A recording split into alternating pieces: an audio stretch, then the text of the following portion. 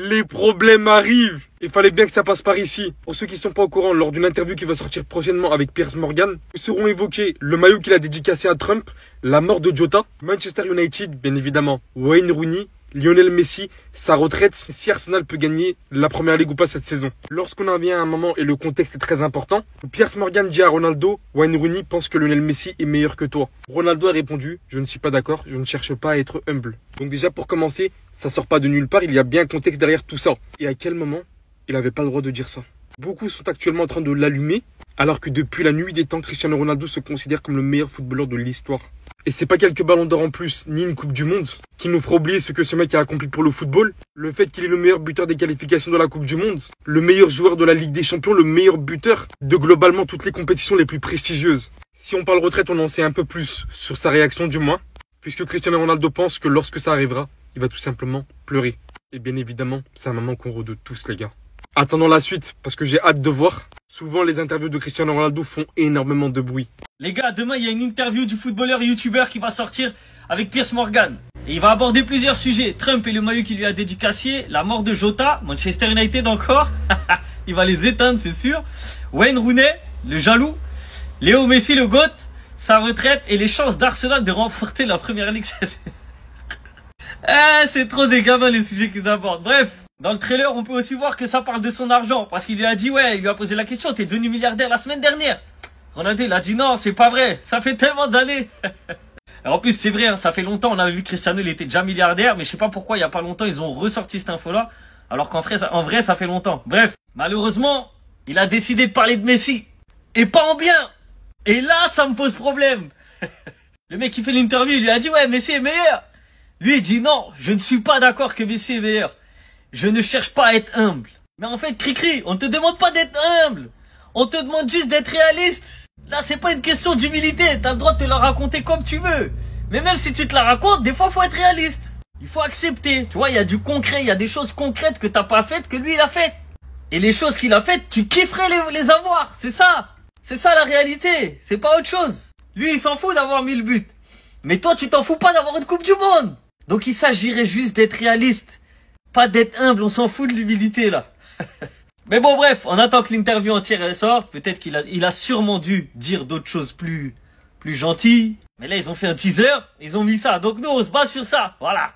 Pressé que l'interview sorte, ça va être bien marrant tout ça. Il y en a, vous connaissez pas CR7. Piers Morgan vient de lui poser la question, est-ce que Messi est meilleur que toi? CR7 a répondu normal, je ne suis pas d'accord, je ne cherche pas à être humble. Mais il y en a, ils vont être choqués de cette prise de position. Mais c'est grâce à ça qu'il en est là aujourd'hui. En fait, si t'as pas cette mentalité de penser que t'es le meilleur joueur du monde, t'atteins pas le niveau qu'a atteint CR7 et même Messi. En fait, s'il avait pas eu cette mentale, il aurait percé, mais ça aurait été un joueur lambda parmi tant d'autres. Alors que là, il va bientôt atteindre les 1000 buts. Il a pris 5 LDC en étant le joueur majeur. Il a pris 5 ballons d'or. Il a gagné des titres avec le Portugal alors que le Portugal n'avait jamais gagné auparavant. Donc forcément, on le sait que CR7 dans sa tête, il pense que c'est le meilleur joueur du monde. Et d'ailleurs, ça fait encore beaucoup de débats, je suis désolé. Mais objectivement, il y a encore beaucoup de personnes qui pensent que CR7 c'est le meilleur joueur du monde, comme il y en a beaucoup qui pensent que c'est Messi. Bref, l'interview complète, elle sort demain et moi j'ai hâte, rien qu'avec le petit teaser, il y a déjà eu des petites dingueries. Et regardez tous les sujets qui vont être abordés. Sa retraite, Lionel Messi, ça on en a déjà parlé. Wayne Rooney, parce qu'à chaque fois une interview sur deux, il est là pour le critiquer. Manchester United, il y a toujours des choses à dire avec Manchester United. Et il va aussi parler du décès de Diogo Jota et pourquoi peut-être il s'est pas rendu aux funérailles.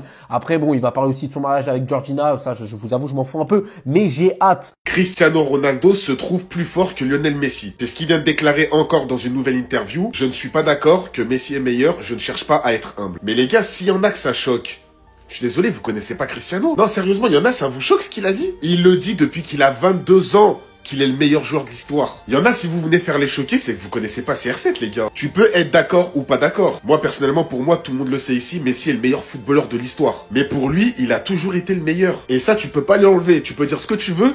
CR7, c'est bien une chose que tu ne peux pas lui enlever du cerveau et que pour lui, c'est le meilleur dans tout. Donc quand il vient lui poser la question, est-ce que Messi est meilleur que toi?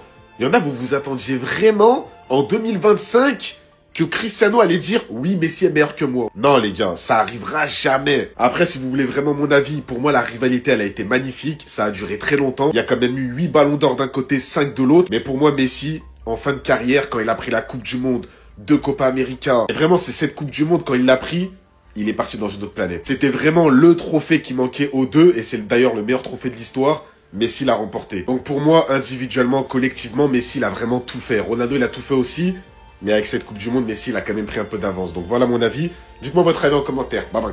Vous ne mettez pas assez en valeur le comportement de Vinicius avec Mbappé. Vous ne mettez pas assez en valeur le comportement de Vinicius avec Mbappé. Dès qu'Mbappé marque, dès qu'Mbappé passe, dès qu'Mbappé est décisif, Vini félicite. Que ce soit en story, en commentaire, en réel, il est toujours là pour l'accompagner dans les célébrations. Chaque fois que Kylian fait gagner le Real Madrid ou est décisif avec l'équipe, Vinicius le félicite en story. Vinicius, c'est le joueur, l'ego, il la met de côté. Rappelez-vous quand Mbappé arrive au Real, tout le monde est en train de dire que lui et Vinicius, ça va pas le faire du tout. Parce qu'à ce moment-là, Vinicius était le meilleur joueur du monde. Il allait clairement prendre le Ballon d'Or 2024, celui de Rodri, bref, on va pas en reparler. Quand Mbappé arrive, on se dit tous, le vestiaire du Real, il va trembler. Ça faisait carrément des polémiques, tout ça, sur les deux. À ce qui paraît, ils étaient pas compatibles, à ce qui paraît, ils allaient pas jouer ensemble, ça allait pas se faire de passe, tout ça. Et ben finalement, c'est tout le contraire. Les deux, ils font clairement partie du Real d'aujourd'hui. L'année dernière, en termes de niveau, c'était peut-être un peu juste, on en attendait largement plus de leur part. Mais là, cette année-là, depuis le mois de septembre, ils sont clairement en feu. Ils ont eu besoin qu'une année d'adaptation, et les deux, ça y est, se comprennent parfaitement sur le terrain. Et je vais même pas parler du duo Arda Güler-Mbappé, qui nous rappelle Mesut Özil avec CR7. Non, franchement, soulignez le comportement de Vinicius. Les amis, je viens de tomber sur le 11 type de la FIFA et j'ai beaucoup de choses à dire. Il y a pas mal de têtes qui me dérangent et je vais commencer par Cole Palmer. La Coupe du Monde des clubs lui a donc donné une carrière, lui a donc donné une saison. Combien de matchs a-t-il joué en Première Ligue? Dites-moi s'il vous plaît à quel point il a été décisif pour être dans ce 11 type. Ensuite, on va continuer avec Van Dijk. Van Dijk n'est même pas le meilleur joueur de Première Ligue. Van Dijk n'est pas meilleur que Saliba, n'est pas meilleur que Monsieur William Pacho, n'est pas meilleur que Gabriel. Que fait-il ici? Il est sorti en 8e de finale et il est présent. Ensuite, on va essayer d'être le plus honnête possible. Jude Bellingham, dans un milieu où le Paris Saint-Germain a surdominé l'Europe, où il y a eu des Joao Neves, des Fabian Ruiz, on nous sort Bellingham, on ne nous met même pas Declan Rice. Les gars, c'est pas parce que je supporte le Real Madrid que je dois dire que Bellingham mérite sa place. Et puis ensuite, là, franchement, c'est le summum. Les amis, je ne savais pas que Rafinha jouait au golf. Je ne savais pas que Rafinha était un cycliste. Pourquoi n'est-il pas présent dans une équipe où on a des Cole Palmer, où on a des Bellingham, où on a des Kylian Mbappé? Donc, je rejoins beaucoup d'observateurs du foot qui disent que Mbappé, s'il n'est pas présent, qu'on met Ousmane Dembélé dans l'axe et qu'on met Rafinha sur le côté, c'est déjà un peu plus juste, un peu plus fair. Les amis, dites-moi en commentaire quel joueur vous auriez supprimé, quel joueur vous scandalise dans ce 11. Mais moi, je commence à en avoir marre de ce genre de choses parce que pour moi, c'est absolument dérangeant de voir un Cole Palmer, après la saison qu'il fait, être dans ce 11 type juste parce qu'il a eu une bonne prestation en finale de la Coupe du Monde des clubs. La connexion Arda Güler-Mbappé, c'est top 5 des meilleures connexions de l'histoire du football. Et s'ils continuent comme ça et qu'ils prennent une Ligue des Champions, ce sera devant le Özil CR7. Noah, non! Noah, tu peux pas nous dire ça face cam? Sincèrement, sérieusement, sans trembler, sans cligner des yeux. T'as même pas dit du Real, t'as dit du football. Rien qu'au Real, je peux t'en citer 5. Connexion numéro 1. Pepe Ramos.